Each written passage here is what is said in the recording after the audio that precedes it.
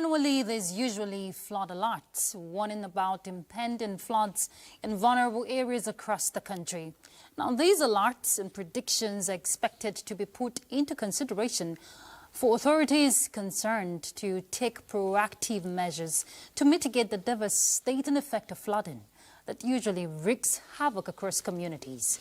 A few days ago, the weekly flood alert was released by the Nigerian Hydrological Services Agency for the month of July, with some states put on red alert. 116 local government areas, 556 communities, and possible impact with major disruptions on transportation routes. Beyond the rhetorics in the document, what next? No doubt, flooding in Nigeria is a multifaceted challenge, driven by both natural and human-induced factors. And over the years, the federal government has consistently put mechanisms in place to mitigate flooding in the country, either through immediate responses or long-term solutions, which are necessary to address the root causes of flooding. Looking at the yearly severity of flooding and its impact on communities, how much effort is ongoing towards mitigating perennial flooding predicted across states?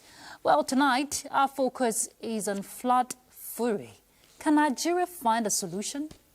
Our guests are Air Commodore Kenneth Oyong, Director Search and Rescue from the National Emergency Management Agency, and Mr. Jabo Stephen, who will be joining us in the course of the bulletin. He's a technical advisor to the Director General, Nigeria Hydrological Services Agency. Thank you for joining us. This is Weekend File. I'm Ruth Aguele. First, let's begin with the news.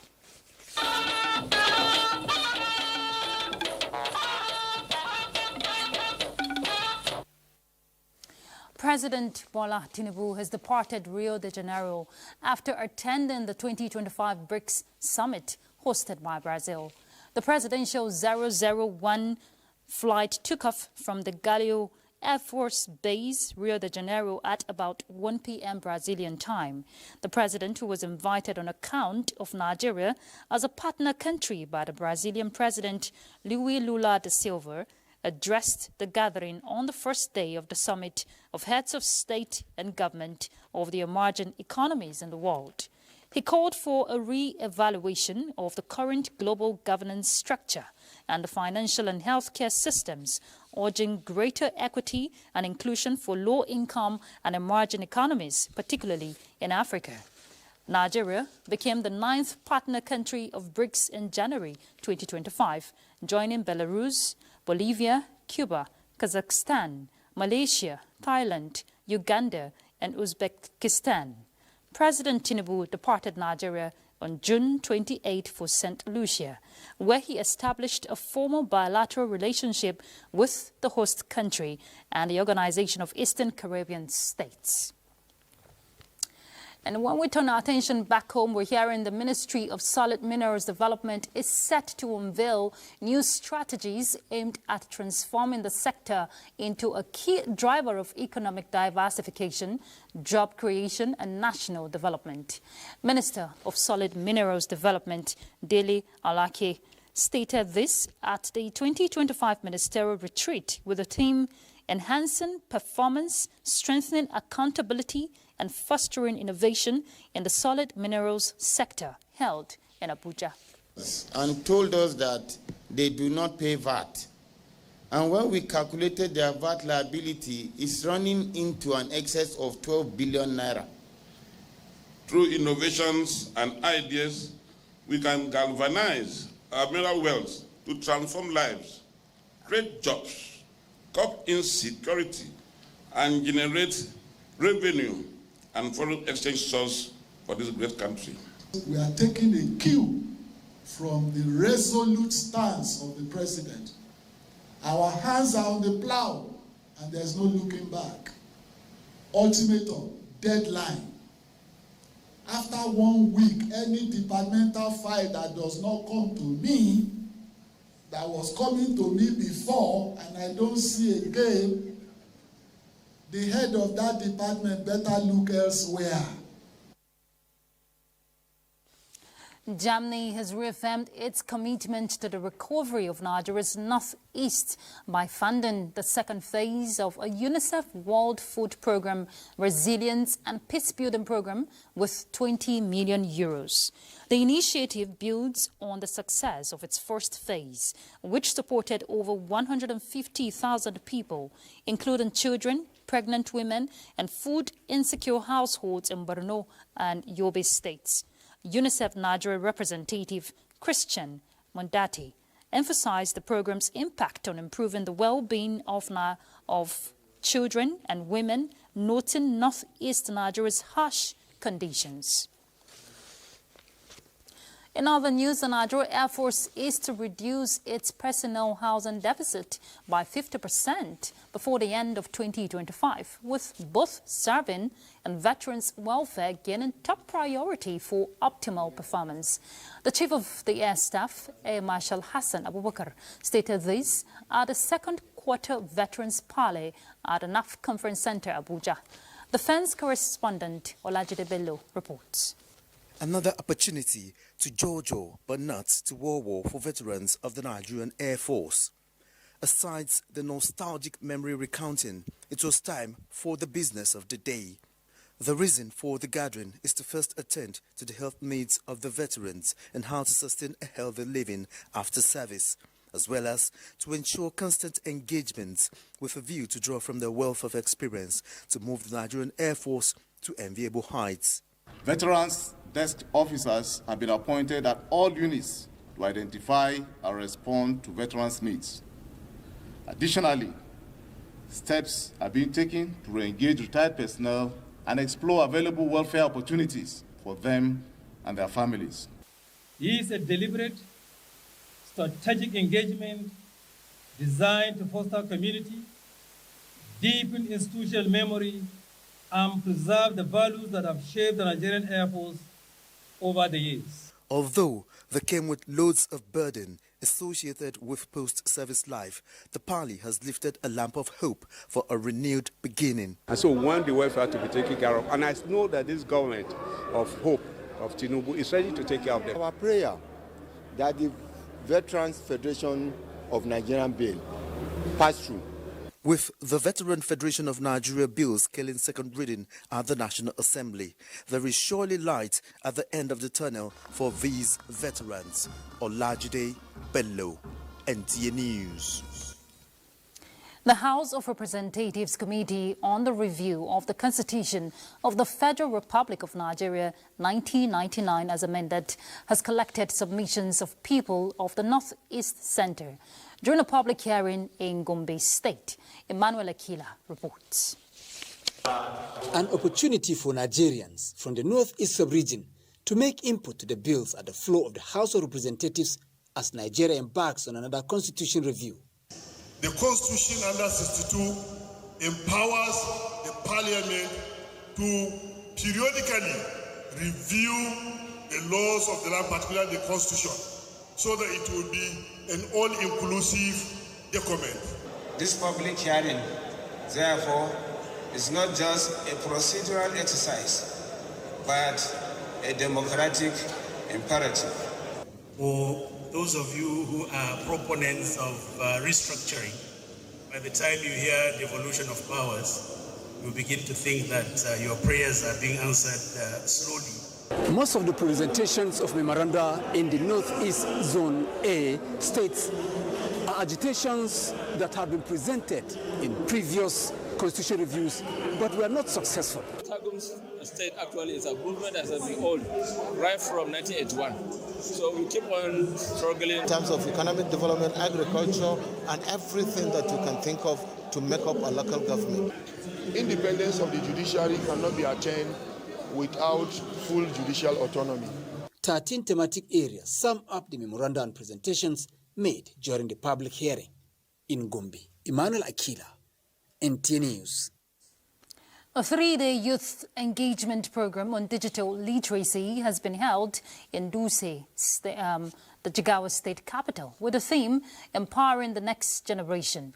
The event, organized by Sheikh Tinubu, son of President Bola Ahmed Tinubu, is aimed at unlocking the digital potential of young Nigerians by equipping them with relevant 21st century skills. Mohammed Musa Askira reports. Operating under the initiative named Bola Ahmed Tinubu Voice, an offshoot of the President Bola Ahmed Tinubu Renewed Hope Agenda, the program featured intensive training in key areas, including digital marketing, cybersecurity, data analysis, and social media management.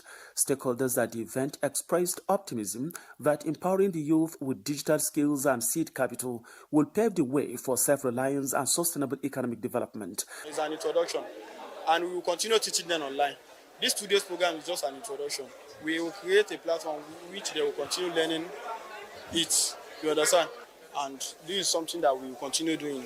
We are going to continue it in all the Nigeria states. Due to this initiative, I know it will benefit our people and encourage them excellently for participating in many things related to this thing that I have learned. As part of efforts to support the participants, laptop computers and cash grants were presented to about 40 beneficiaries to enable them kickstart their entrepreneurial journeys. I want to use this privilege to appreciate Sheikh Tinubu for this great opportunity to empower students. I'm lucky to be part of those that got these devices, and I believe that based on the specification of the device, it can really help me to advance my digital literacy. The program is seen as a strategic step towards bridging the digital divide and positioning Nigerian youth for global competitiveness. From Dute, Muhammad Musa Askira, NTA News.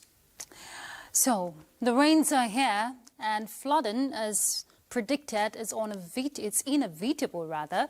So, flood fury. Can Nigeria find a solution? That will be our focus after the break. Thank you for staying tuned. The dynamics of flood disaster owing to climate change requires proactive steps in dealing with the menace as patterns evolve annually.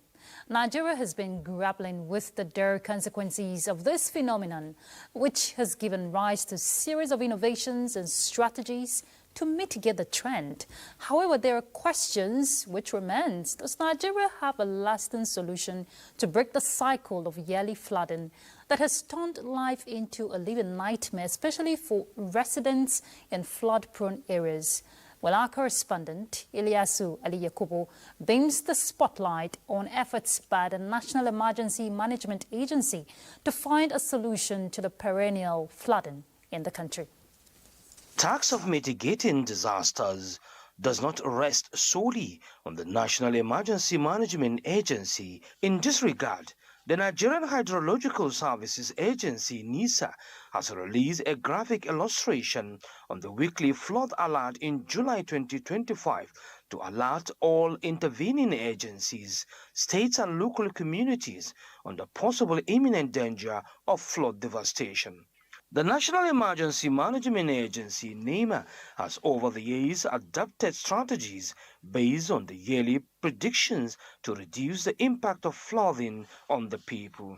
The 2025 mitigation strategies by the National Emergency Management Agency, NEMA, encapsulate simulation exercises where members of local organizing committees are trained on various ways of immediate response to any emerging flood disaster before involving the lead agency to come in.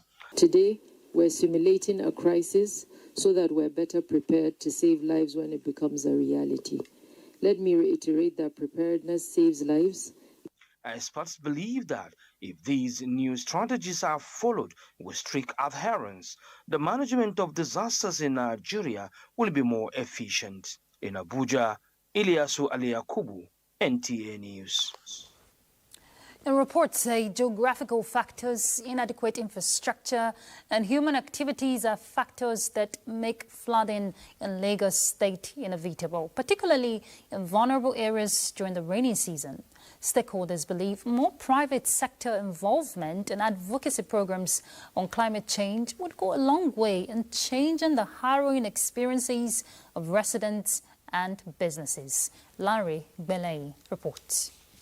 condition that we are. Water enter my house, you carry my bed, you carry everything. This lamentation from Lagos residents living in areas vulnerable to flooding have become a sad yearly occurrence, especially during this rainy season. Factors such as low-lying coastal location, rising sea level as a result of global warming, and a network of rivers and lagoons make some areas in Lagos susceptible to flooding.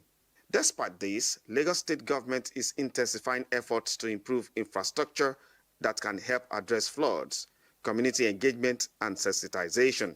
The state's strategies also include topography mapping and resettlement schemes. Also taking the bull by the horn by ensuring that people are not built on the right of way for the water, for the storm water or the stream. We've seen people say, oh, we are removing those contraventions because the law allows us to remove them. The private sector must also be involved, and the role of the private sector will not be to financialize the crisis or in terms of benefits, but instead, their interventions, which will be in financial support, the interventions which will be in bringing expertise where government is lacking, could be part of their own corporate social responsibility.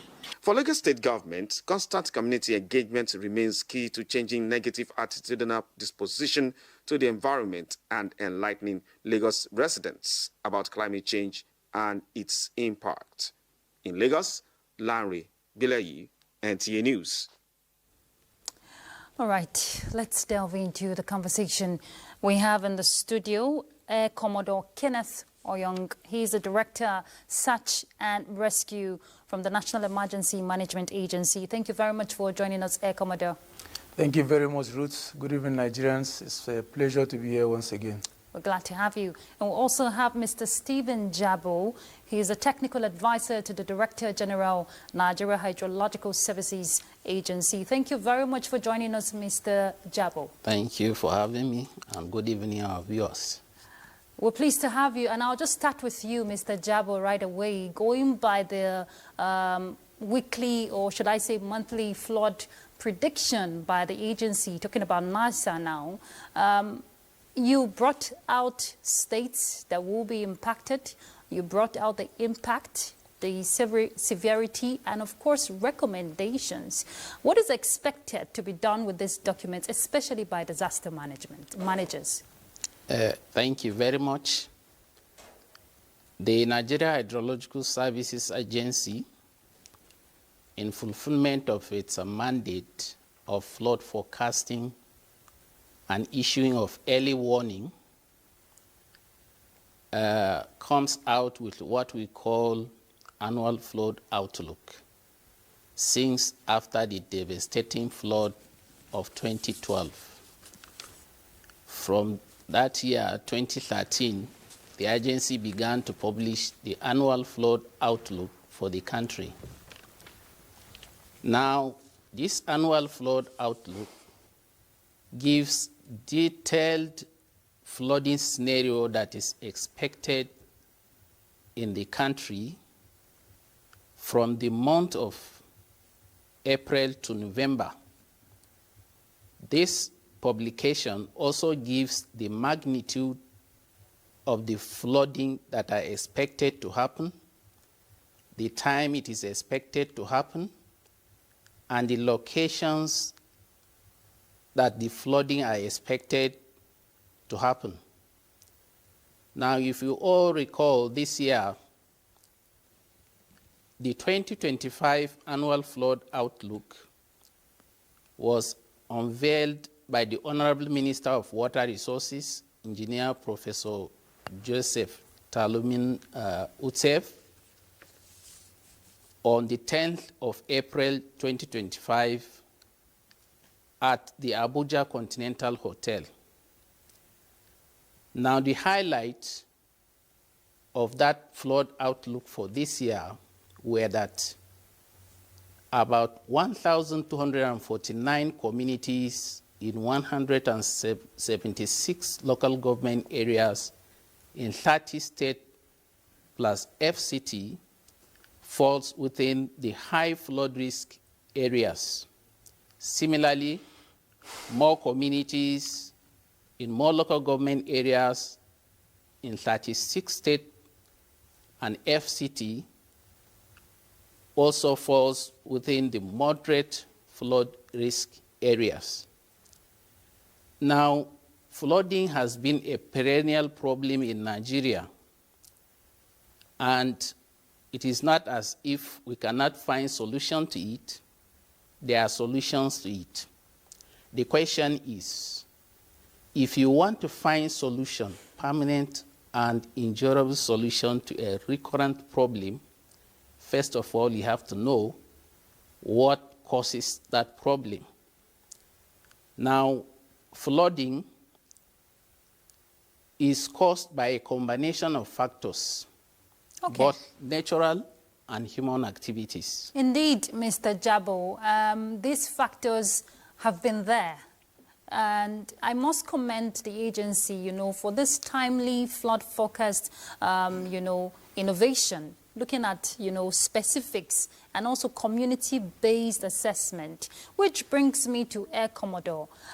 When a prediction like this, which we've not seen happen before, the specifics are there in the document, what is the agency now, talking about NEMA, going to do in terms of, I know you've been carrying out awareness on early warning, early warnings, but it calls for early action since there is a specific situation we're dealing with now.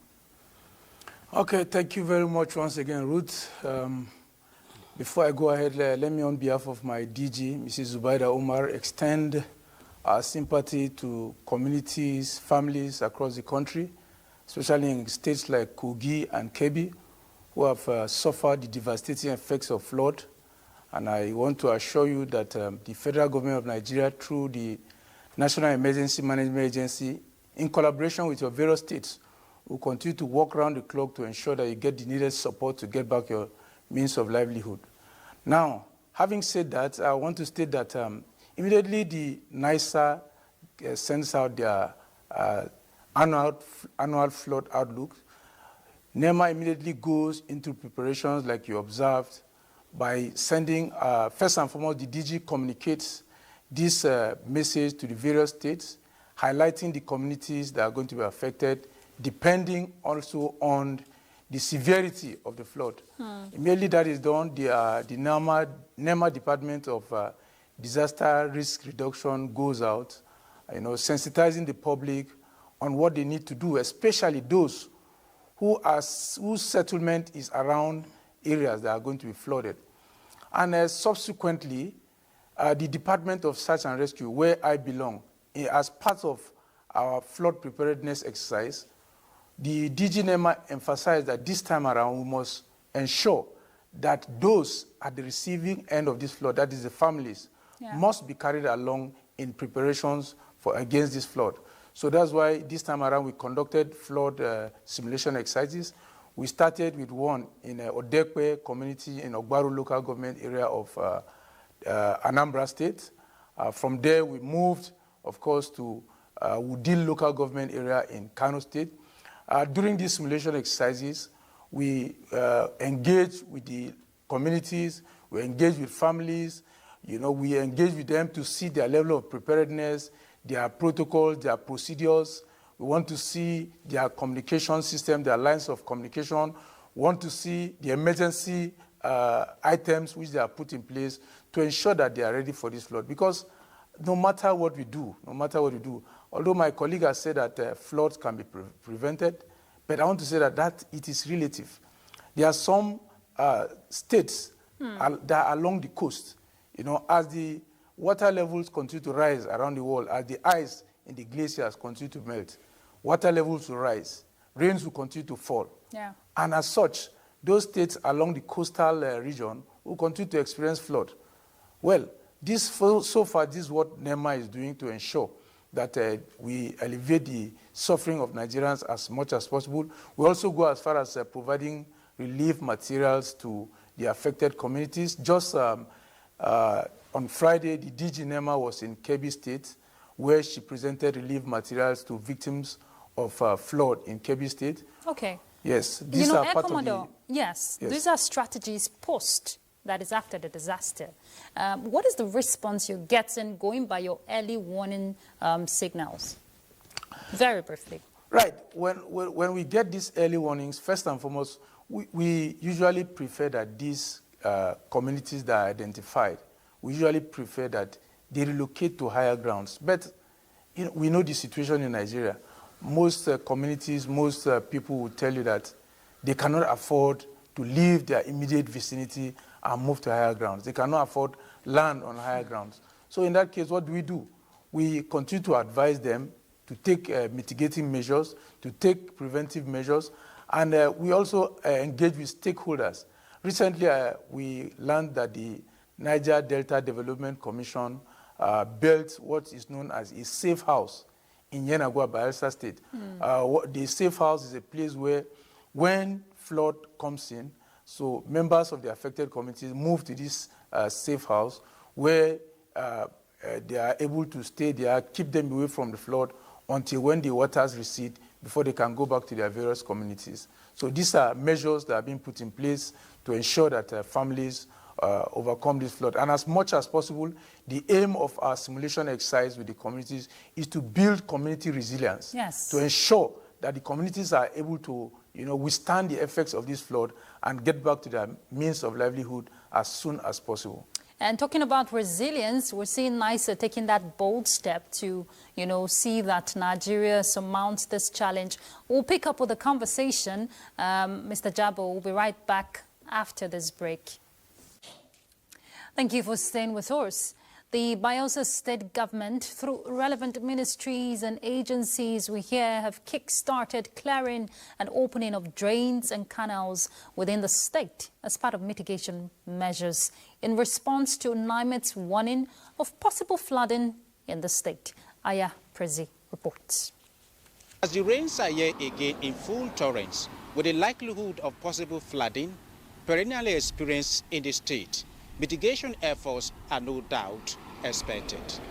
To this effect, clearing of drains and canals has been activated by relevant agencies of the state government to minimize flooding as predicted by NIMET. We are very early in taking proactive measures and opening up most of the canals and drainages, which we as a board sanitation committed to our environment try to also link to the plan by also cleaning up the micro drainages that collects water from our environment to the canals and then to the big rivers. So we know that the monster flood is coming all the way from the Footage Island, Cameroonian axis. When the Lagdo Dam is overwhelmed and they release water, it comes down here. And so we expect the federal government to go back to the Hausa Dashi Dam. So the federal government should play its own part, while the states and local governments will also be expected to be playing their own part. Meanwhile, shoreline protection works are said to be ongoing in few communities to prevent floodwaters from the rivers gaining access into them. In Yenagoa, Aya, Prezi, NTA News. And in Jigawa State, we hear the state government has continued to put control measures in place to prevent repeat of such devastating impact of flooding in the state. Our correspondent, Danjuma Miyaki, takes a look at these flood control measures in the state. Floods are a natural disaster that can strike anywhere at any time, often triggered by heavy rainfall, overflowing rivers, and poor drainage systems. To tackle this, the Jigawa State government has stepped up efforts to protect communities. In addition to dredging rivers and building embankments, the government this year awarded contract worth 3 billion naira for the construction of drainage system and embankment in 13 flood-prone local government areas. What contributes or what exacerbates the flooding issue as far as river flooding is concerned is this illegal breakage of the riverbanks. The last time we have seen more than 300 illegal breakages. For what? They want the water to access their farmlands for irrigation purposes. Anthropogenic issues is what is agitating, facilitating the issue of climate change. But in natural course, high rainfall will bring flooding. But when you have additional issues such as this, high rain-off generated as a result of concretization of the surfaces, then what will happen? We will have more water flowing on the surface. While the destructive power of flood cannot be eliminated, communities can be better prepared and protected through continued investment, planning, and collaboration. Okay, so Mr. Jabo, you've seen the report from Bayelsa and Jigawa State, which brings me to this question. I know you're having interagency collaboration, but now you have a document that is specific to states and local government areas. How are you working with state governments, to ensure that this mitigation is ensued? The outcome of our flood outlook are communicated to the various state government, giving details of the communities that are likely to be affected by flooding. Now, when these alerts are given out, we expect the various state government, the state emergency management agencies, local government management agencies, non-governmental organizations, civil society organizations, to carry on there with mitigation measures. What we have seen in Bayelsa is being very proactive because they are doing the right thing. Bayelsa State, by virtue of its location, suffers from two types of flooding: coastal flooding and riverine flooding. Now, what they are doing is the right thing.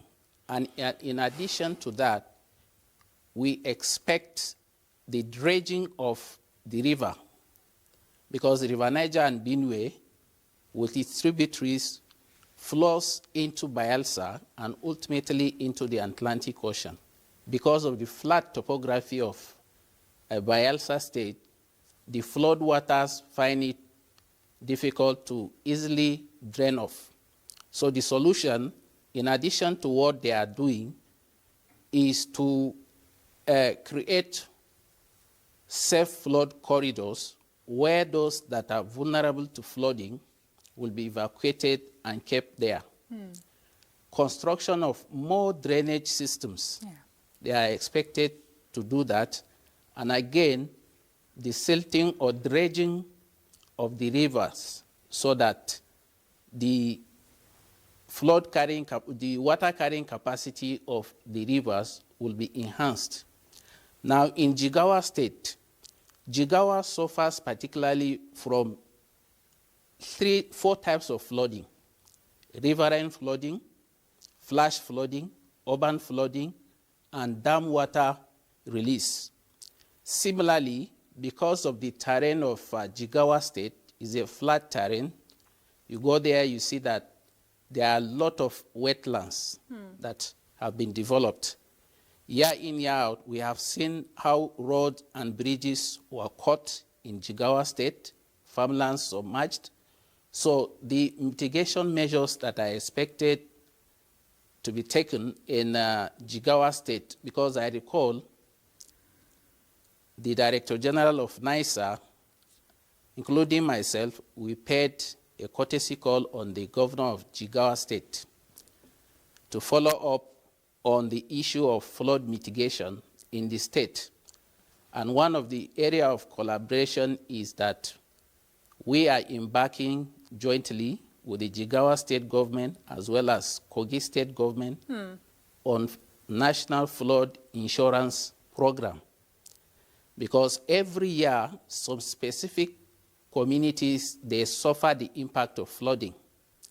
So NISA is collaborating with these 2 state governments and some insurance companies to identify particular victims of flooding in particular communities with a view to offering financial assistance so that their loss can be minimized. Okay, Mr. Jabo, you're talking about posts now. That is for communities who have been affected. Yes. I remember that insurance was launched during the unveiling of the annual flood outlook presentation. Yes. But let me get to Air Commodore. Now, we're dealing with a situation where, it requires a coordinated approach if we're talking flood management, effective flood management in the country, you've been on the field, you're still going to be on the field. How is the agency taking from past, or rather learning from past experiences to ensure that the contingencies that could be in place to hinder some of this implementation are removed? Well, thank you once again, Ruth.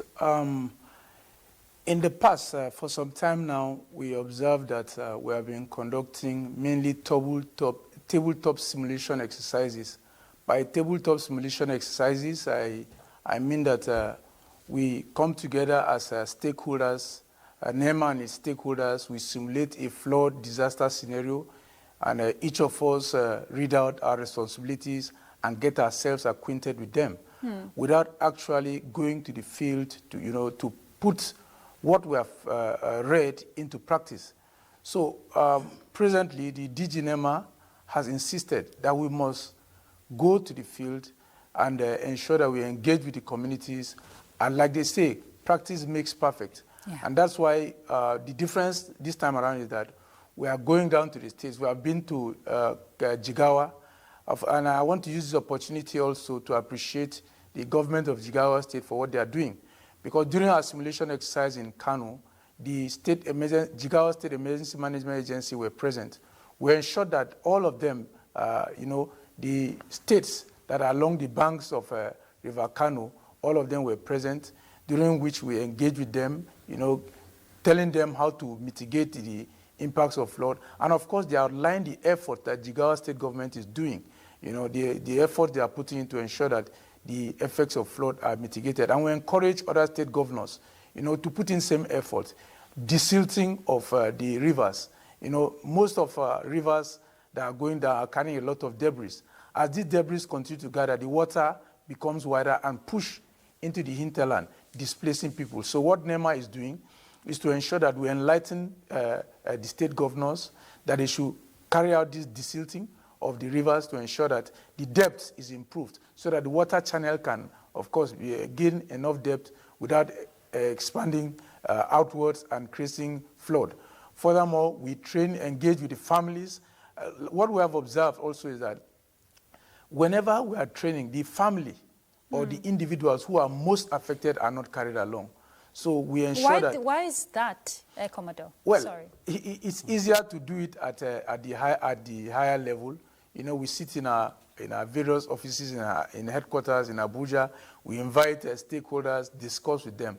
But going to the field, of course, is capital intensive. Organizing a full-scale simulation exercise is more or less like acting a movie.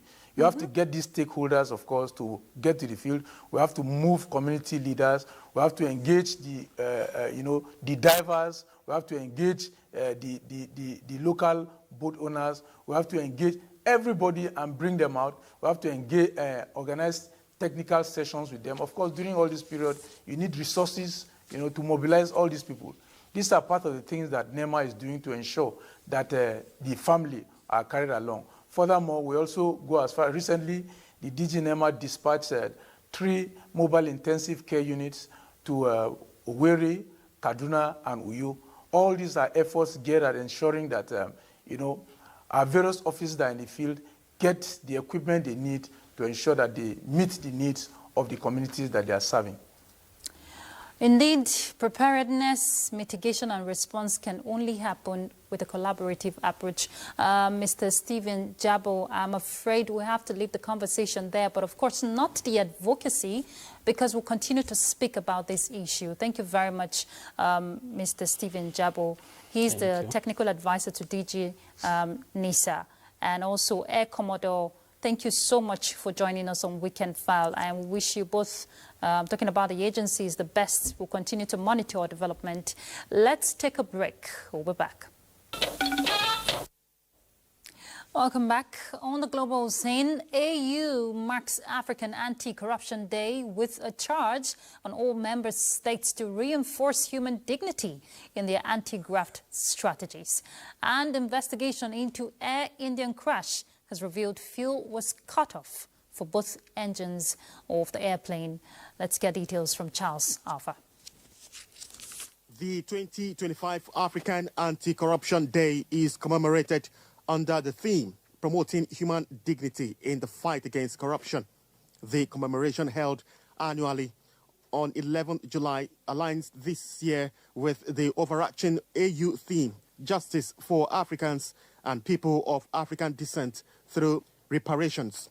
Chairperson of the African Union, Mahmoud Ali Yusuf, emphasized that just as the continent seeks to address historical injustices through reparations, it must equally dismantle contemporary corrupt systems that perpetuate indignity and injustice.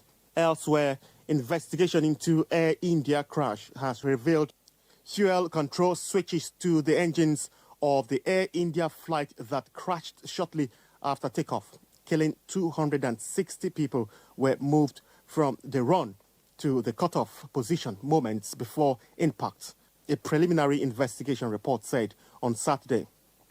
The report issued by India's Aircraft Accident Investigation Bureau did not offer any conclusion or apportion blame for the June 12 disaster. The Boeing 7878 Dreamliner was headed for Ahmedabad in western India to London, where it crashed, killing all but one of the 242 people on board, as well as 19 people on the ground. Charles Alpha, NTA News. All right, next will be Sports Update, and our sportsman, Ayo Deji Makinde, is set for us. Ayo.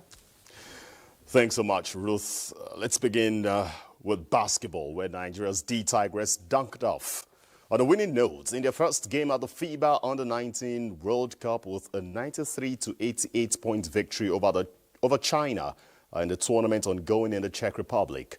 Now, trailing by 6 points before the break, Nigeria came back stronger in the last two quarters as Nora Ezike dropped in a solid 25 points, just as Idubamo Begi and Tobena Weke sank in 18 and 15 points.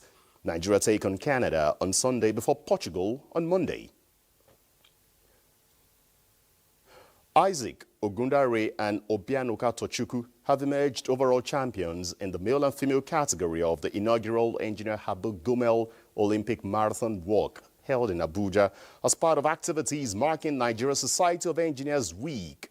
The association named this year's 7.5 kilometers marathon walk after the president of the Nigeria Olympic Committee, Habu Gumel, in recognition of his contributions to the development of sports and Olympic movements in the country. Chairman, National Sports Commission, Shehu Diko, government officials, industry leaders and diplomats promoted fitness and provided a platform for engineers to network with. Definitely, from what we have seen, we will try to collaborate to do more to make sure we upscale it the next edition. Working hand in hand to promote the interest of sport, to get sport developed in this country.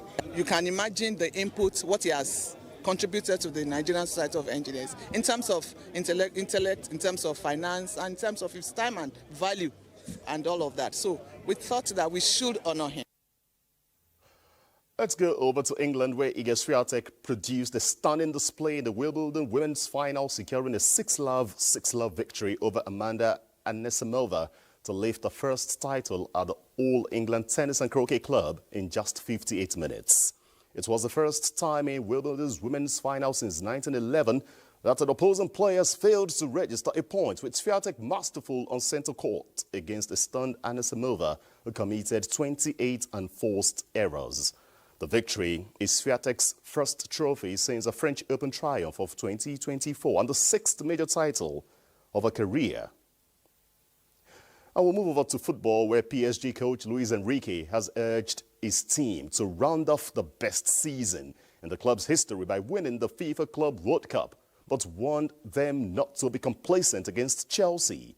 The final is the first time both sides have met in this championship, but Chelsea coming into the game with a reputation of previously appearing in finals of 2012 and 2021 as UEFA Champions League winners. And that's your sports. It's back to Ruth. Many thanks, Ayo. Before you go, let's check out the weather together, right? Hello. Welcome to the weather forecast. parts of Yobe, Kano, Bauchi, and Jigawa State are expected to experience early morning thunderstorms and rains, leaving other parts of the country mostly cloudy, with the exception of the southeastern states and coastal cities, where morning rains are anticipated.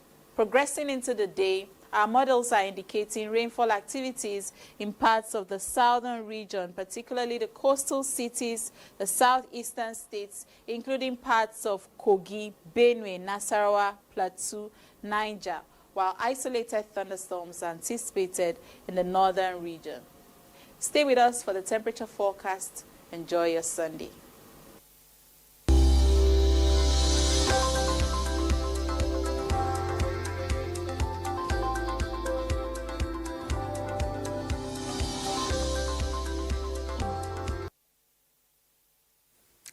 Now you know, but I'm sure what you didn't know is that tomorrow, July 13th, is International Rock Day. It is a special day considering the importance of rocks to humans, serving as resources for construction, manufacturing, and also providing valuable minerals and contributing to soil formation, as well as playing a major role in scientific research and understanding Earth history. Actually, they're also tourist sites here in Nigeria if properly developed. So visit a local rock museum or take a trip to Zuma Rock in Niger State or Olumo Rock in Abuja or even the Gok and Magok in Cherry Hill in Jos. And please don't forget to share your newfound knowledge with friends and family. I'm guessing you like spring water. Then appreciate the beauty of rocks in our environment. Rock the weekend, but please don't act out of character. So allow me to book you again next week for another insightful edition of your Saturday Delight, The Weekend File. I'm Ruth Aguele. Do have a productive week ahead. Bye.